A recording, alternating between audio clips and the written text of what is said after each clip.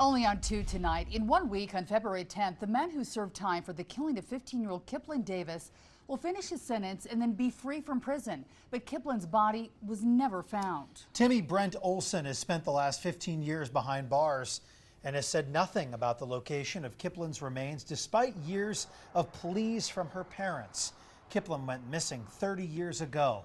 She was labeled a runaway by police at first, and that delayed efforts to find her and the suspects. Christina Flores spoke with Kiplyn's parents, who say missing child investigations have really changed since their daughter vanished. When 15-year-old Kiplyn Davis did not make it home from school on May 2nd, 1995, her parents, Richard and Tamara Davis, knew something was very wrong, but police responded by assuming she was a runaway. I wish they would have treated her like a missing person instead of a runaway. And that's what happened. They just said, she's just with friends and don't worry about it. And we knew she didn't run away. Yeah. She didn't have a reason to run away. She was so happy with her life. Why would she run away? That decision by police to treat Kiplyn as a runaway meant precious time was lost in investigating her disappearance. Kiplyn never came home.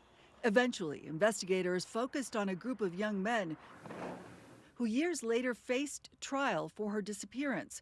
One of them went to prison for manslaughter. By the time a criminal investigation finally led to a solid case, the 4 suspects had a big lead on investigators. But they had plenty of time. Plenty of time. To either get their story together or... Plenty of time. We suspected them right from the very first. You did? Yeah. Yeah.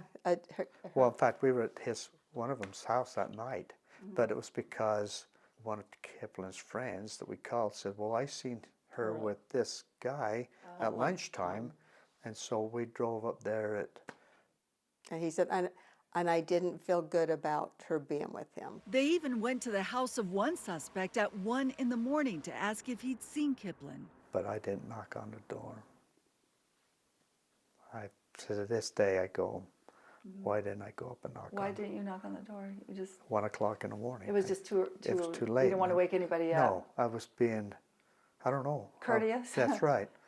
Yeah. I've wrote that in my book. Why didn't I? You know, why didn't I pound on the door? Based on statements and testimony from the case, which took years to get to court, Kiplyn's parents believe she was taken to Spanish Fork Canyon, sexually assaulted, and killed with a rock. I feel she fought him. That's where the rocks came in. I wish I could have seen their faces, the next day, to see what they looked like, whether she scratched them or hit them or whatever. We never had that opportunity. While the Davises say more effort should have been put into Kiplyn's case from the start, they do say today law enforcement do much better. If a young girl goes missing now, you feel confident they act with more urgency? Absolutely, positively. In fact, they have. I think the law enforcement and the court systems and that have looked at that and have changed quite a bit and tried to make it better for everybody. Well, you have your Amber Alert now. I mean, holy criminy, look at that. Look how that law's helped. And look at all the kids that have been found this quick and that fast because of the Amber Alert. We have cameras at all of the schools now.